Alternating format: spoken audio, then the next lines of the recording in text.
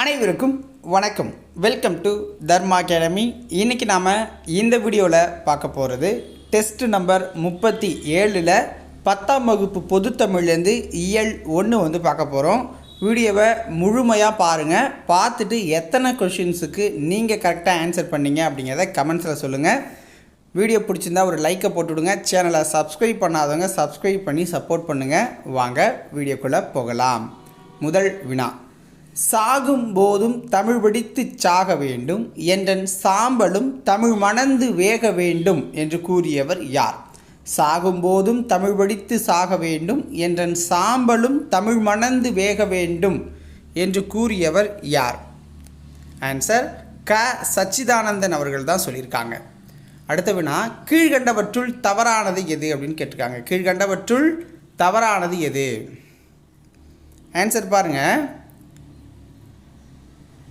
குடும்ப விளக்கு அப்படிங்கிறது தவறானது. மற்றபடி பாவிய கொத்து, கனிச்சாறு, பள்ளி பறவைகள்லாம் பெருஞ்சித்திரனாருடைய நூல்களில் வந்துடும். ஓகேங்களா?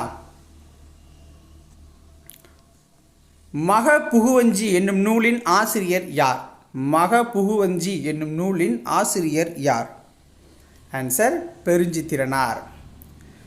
நாடும் மொழியும் நமது இரு கண்கள் என்று கூறியவர் யார்? நாடும் மொழியும் நமது இரு கண்கள் என்று கூறியவர் யார்? ஆன்சர் பாரதியார். கீழ்கண்டவற்றுள் எது தவறானது? தாள் கேழ்வரகு. ஓகேங்களா? கேழ்வரகோட தாள்னு சொல்லுவாங்க. தண்டு வாழை, கோல் மிளகாய் செடி, களை கரும்பின் அடிங்கிறாங்க. இதில் தவறானது அப்படின்னா உங்களுக்கு கழை அப்படிங்கிறது, கரும்பின் அடி அப்படிங்கிறது தப்பானது.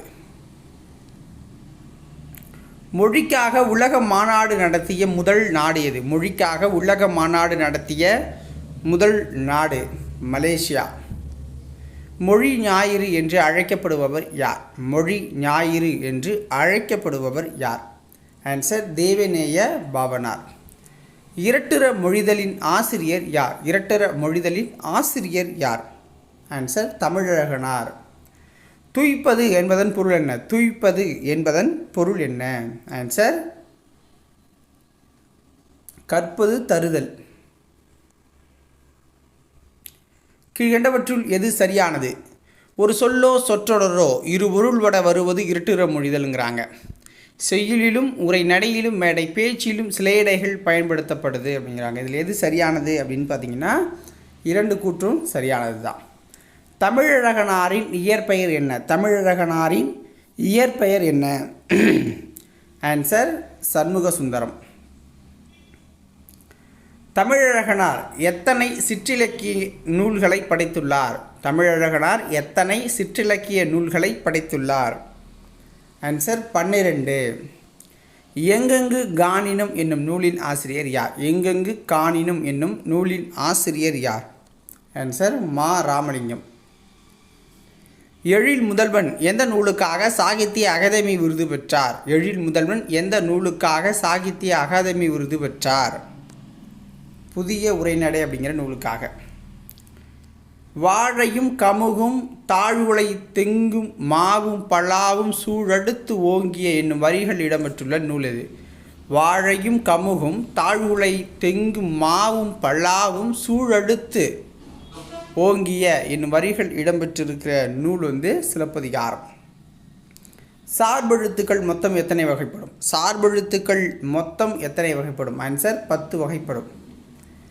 அடுத்த வினா: செய்யுளில் ஓசை குறையும் போது அதனை நிறைவு செய்ய நெட்டெழுத்துக்கள் அளப்படுப்பதை டேஷ் என்போம். செய்யுளில் ஓசை குறையும் போது அதனை நிறைவு செய்ய நெட்டெழுத்துக்கள் அளப்பெடுத்தலை நாம் என்ன சொல்லுவோம்? ஆன்சர் என்ன? செய்யுளிசை அளப்படை என்போம்.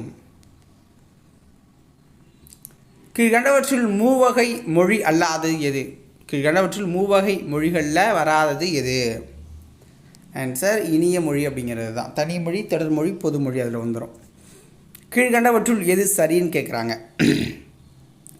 தனிமொழி கண்ணன் படித்தான் அப்படிங்கிறது. தொடர்மொழினா கண்ணன் வந்தான். பொதுமொழினா 8 என்ற எண்ணை குறிக்கிறது பொதுமொழியாக இருக்கும். அப்போ அனைத்தும் சரிதான். ஒரு மொழி ஒரு பொருளெனவாம் தொடர்மொழி பல பொருளான பொது இருமையும் ஏற்பன என்னும் வரிகள் இடம்பெற்றுள்ள நூல் இது. ஒரு மொழி ஒரு பொருளெனவாம் தொடர்மொழி பல பொருளென பொது இருமையும் ஏற்பன என்னும் வரிகள் இடம்பெற்றிருக்கிற நூல் நன்னூல். விகுதி பெறாமல் முதல் நிலை திரிந்து வரும் தொழிற்பெயர் என்ன? விகுதி பெறாமல் முதல்நிலை திரிந்து வரும் தொழிற்பெயர்.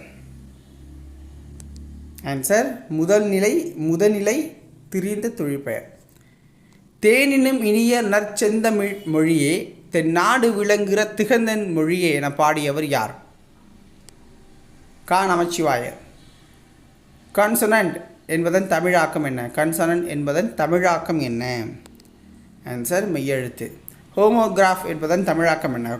ஹோமோகிராஃப் என்பதன் தமிழாக்கம் ஒப்பெழுத்து. பச்சை நிழல் என்னும் நூலின் ஆசிரியர் யார்? பச்சை நிழல் என்னும் நூலின் ஆசிரியர் உதயசங்கர். இதோட இந்த வீடியோ பதிவு முடியுது. உங்களுக்கு வீடியோ பிடிச்சிருந்தா ஒரு லைக்கை போட்டு விடுங்க. நாளைக்கு வேறு ஒரு வீடியோ பதிவில் சந்திக்கலாம். ஓகேவா? நன்றி, வணக்கம்.